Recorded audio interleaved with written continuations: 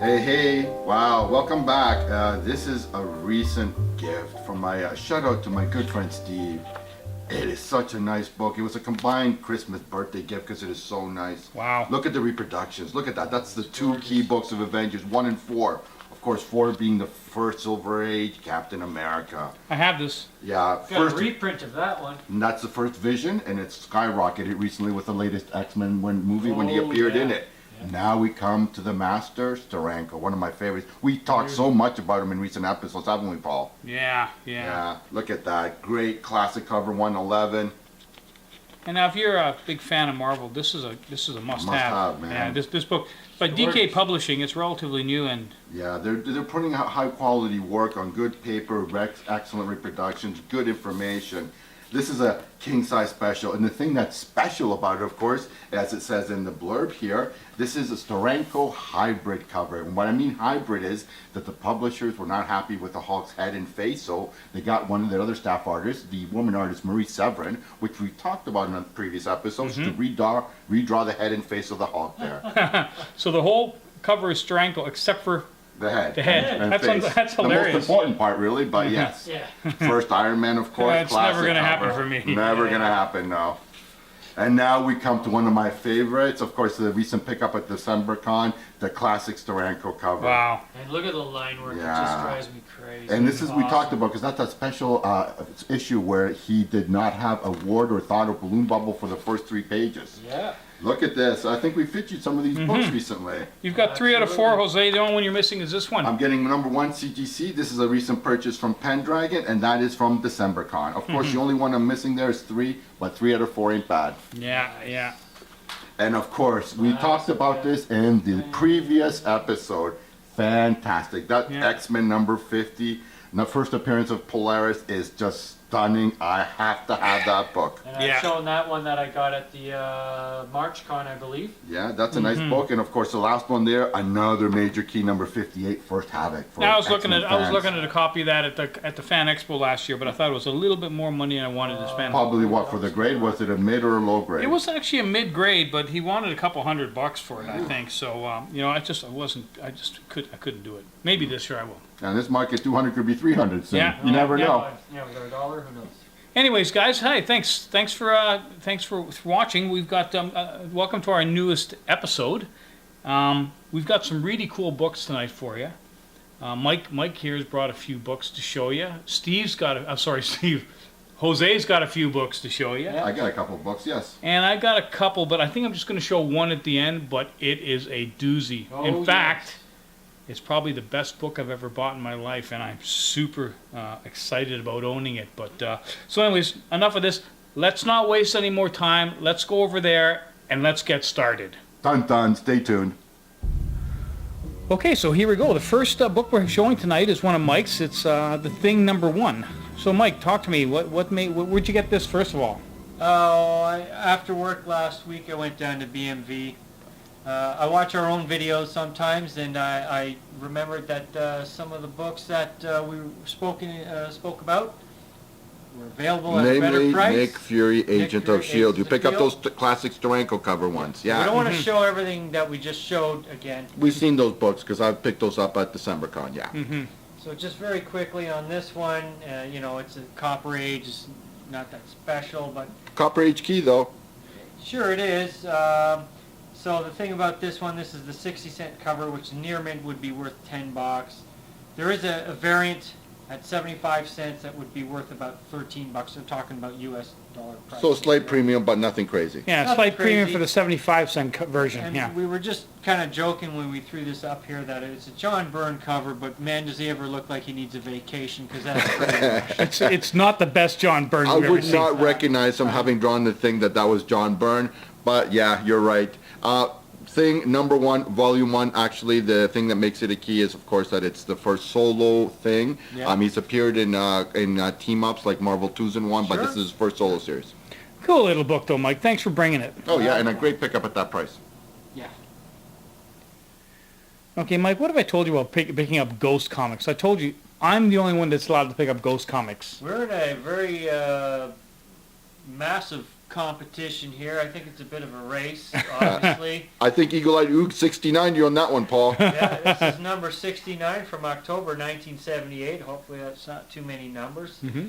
Inexpensive book from BMV. I only paid maybe $4.99 for it. The other one I paid $2.99 for. We're not going to show that one tonight. I think that's going to be the running theme tonight. BMV pickups, again, underlining how we need to definitely get there. Yeah, even a general standard later issue Ghost is going to run you in near mint condition about $10. So you got it for $5. And It's- sometimes when you get over bullet price, you can see them for 20 and 30 bucks. yeah. And I do see them for a little pricier, so I'm so happy with the prices that I'm paying at this place. You know, once you get them out of the bag and look at them, Mhm. they're awesome. This Yeah. is a Louis Dominguez cover, by the way. The Latino brother there putting out a great cover. Yeah, There see, you go, I say. that's one of the artists we don't really mention a lot, Luis Dominguez. He's actually from Argentina. Yeah. And I'm he's- Chilean, so we don't necessarily like those Argents.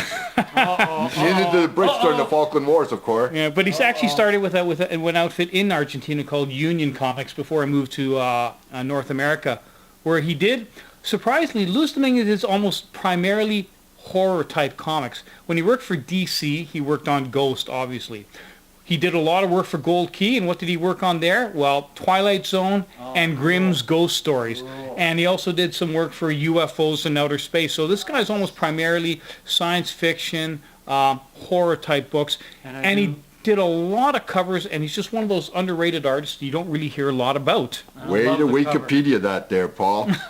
Hey, listen, man, there's a lot of people out there that don't know that shit, so give me a break here. Hey, spread it out. I'm man. providing Yeah. valuable information. Okay, spread And- the love. Just look at the cover. Nice cover. Oh, Oog's doing some sniping tonight, man. First he got Paul, now he's got me with his All-Star Comics. Yeah, again from my same pickup over the holidays, I got, where is this? This is 60, 61, and 62. Of course, we all have 58 that we sniped against Paul Paul. there from the last Yeah, time. well, He he's still has down to and get out for the that. count on that one. Yeah, you guys got me last year at the Comic-Con. Yeah. Oh, well. I'll pick it up this year if I can. Hopefully. Anyway, this is a cover by Ernie Chan from 1976. Grading, I would give it closer to high grade, mid to high. I'm not going to get really too specific for these very inexpensive books. This has only cost me like $4 or $5. Yeah. We have seen them at much higher prices. Multiples in in other stores. higher, in really high grades, but you're paying beyond the Well, realm. actually, it's really nice. It's practically unread. So. You don't have to convince me. Any cover with Power Girl in it's okay with me. All right, and my last book of the night is a Daredevil, and we're going to probably do an episode on my wicked run of Daredevil, because I've got some major keys in there. And another great pickup from December 1975. Now, I've got to do it. It's a Gil Kane cover, $128. It was a dirt cheap price, like $8 or something like that. It is close to high grade. It is nice, Mike. It's a very nice And book. it has a first appearance in it, and it's listed on Wiki as the first Skywalker, Luke, I am your father. but I'm thinking it's the Death Stalker. The It's Death almost like Stalker. Raj from Big Bang Theory's been Yeah. playing with Wiki or It something. is, But well, that's what happens anyway, when fans are allowed to update Wiki, which they do. So. Yeah. yeah. He So looks like a badass version of Moon Knight with a like sombrero hat. Yeah, but anyways, it is a first appearance, a minor character, obviously, but it's a cool book, and for $8, Nice cover. oh, and worth a hell of a lot more than that. I mean, you just take a look. In U.S. dollars, it's worth cool. a good number. Okay, I already own this book, but Jose has now picked one up for himself, and I've always liked Spectacular Spider-Man. So Jose, talk to me. First of all, when did you pick this book up? I picked this up. It's a recent purchase from one of our locals. I gave a shout out to Steve for that great Marvel book, 75 years. My shout out for this book goes to Sandy, one of our local dealers here in Retro Rare Collectibles.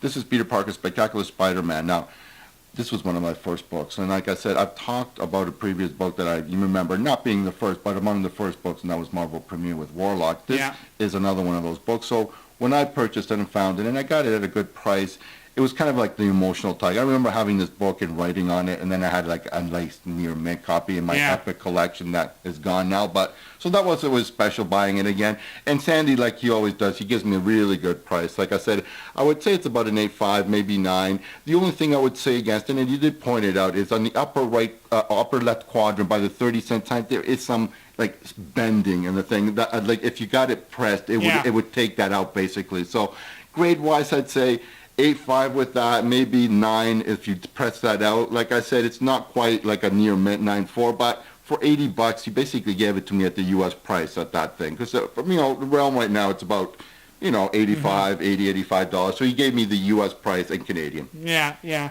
And let's face it, most of us can't afford Amazing Spider-Man #1. Well, that's the thing. But you can This afford- was one of the first books in the first winter in Canada for me. And when I bought it, I didn't know there was an Amazing Spider-Man, which is interesting considering the next book we're Yeah. about to talk about. Like I said, so just to say it's December 76, a tarantula appearance with those steel magnetic, like the things that are about to stick into Batman. Rosa Klebb kind of like pointed touche there, and it's by Sal Buscema, like John Buscema's little brother there. Cool. Great. I got a copy as well. Yeah. Cool. Nice find, Jose. Thanks for bringing it in. Hey, Thanks. no problem. Great's fine for me.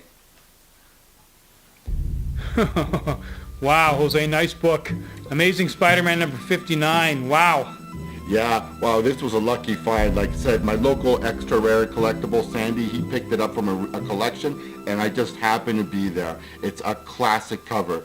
The coffee table book that we premiered the episode and show with, this is one of the books in that, and it's only one of 7 Silver Age covers that they decided to show on that book. Of course, I have a lot more bronze, about 15 covers, but this is only one of 7, and of course, the important thing about this title, boys and girls, is that it's the first Mary Jane Watson on the cover of Amazing Spider-Man. Yeah, it's a key. It's a key book. Like I said, she had a very slow rollout. She was first mentioned in issue 15 by Aunt May, trying to set her up, the good nice girl next door. And her first appearance, weirdly enough, is in number 25, where you don't see even her face because she's hiding behind a potted plant and you don't see her face. Yeah. Of course, she next appears in issue number 42, and that's when you got the classic. And it's a cameo, too. I consider the first one a cameo, though it's a first appearance. But in number 42, she's got the last panel where she finally meets Peter Parker, and she says, "Face it, Tiger, you just hit the jackpot." Of course, this is a classic John Romita Sr. Book. After Steve Ditko and Stan Lee created the character, of course, we had the 2 Johns, Big John and Little John, I call them. John Romita Sr. and John Buscema do Spider-Man, and they did some classic covers. Cool. Of course, she's dancing away the night at a nightclub. That's at the front for the Kingpin. Yeah. Who obviously, the first appearance of the Kingpin, 9 issues earlier, and Amazing Spider-Man number 50. Oh, wouldn't I love to have that one? Now, I got this at a must-buy. He gave me a price. He basically forced me to buy a price. I got this book for $40. Now, the only thing I would say, in the bottom left-hand corner, there's about a half-inch tear. Now, that holds it down to, I think, a 6.65, but at $40 at that grade, that's a $100 U.S. book any day. So, I can't complain. Oh, excellent. Fantastic book, Jose. Fantastic. Okay, so here we go, the final book of the evening. Oh, we're ending with a bang tonight, Heavy Polly. hitter. The tables have turned. Now the big money book goes to Paul. Yeah, I can't tell you how excited I am about picking this book up. And again, just like Jose, I picked this up at Retro Rare Collectibles. Well, that's the connection from between my Amazing Spider-Man 59 and this book, that it's probably from the same collection you recently picked up. And like everything else in life, it's all about timing. We were there just as he was basically sorting through it. Yeah. And he gave us from the hip pricing. Nice. Now, I'm not going to lie, this obviously isn't a perfect book.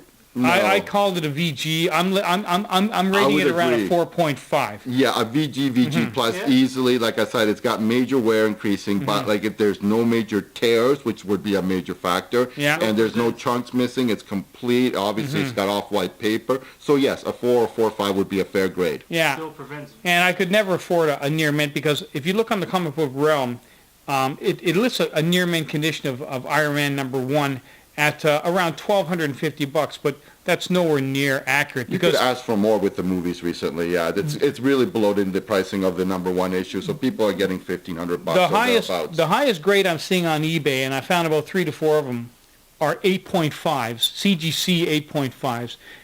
and they're running around 14 to 1500 a pop. So a near mint 9.8 would run you a hell of a lot more than $1,500. But again, I'm happy with my VG copy.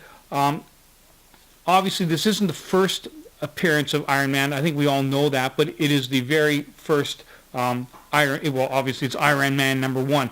The first appearance of Iron Man is Tales of Suspense number 39, which came out in 1963, and that is a hugely expensive book. Oh yeah, it's a major silver age key that it's beyond most of people's realms. But Yeah. I think you would call this first issue of first series. Yeah, and it's a nice cover. It's a Gene Coleman, Mike Esposito conglomeration. They worked on it together anyway. So, and it's Iron Man #1. I love the book. Super excited about owning it, and very well. It's a good cover, although unfortunately it's a dark purple cover, dark purple and blacks. They always show the wear like white covers the most, so you'll see any bending and creasing and things of that nature. They're tough for condition that way. yeah, and you can see along the top, it's got the notorious Marvel chipping. Yes, of course. Yeah, Never from those printed, books. never printed on the best paper, but hell, what can you do? It is what it is. I'm happy, and I think we're going to end it there. Once again, guys, thanks for watching the episode. We appreciate it. If you like what you saw, leave your comments. We love reading them, and see you guys next time. Happy hunting. Especially his mic, yes.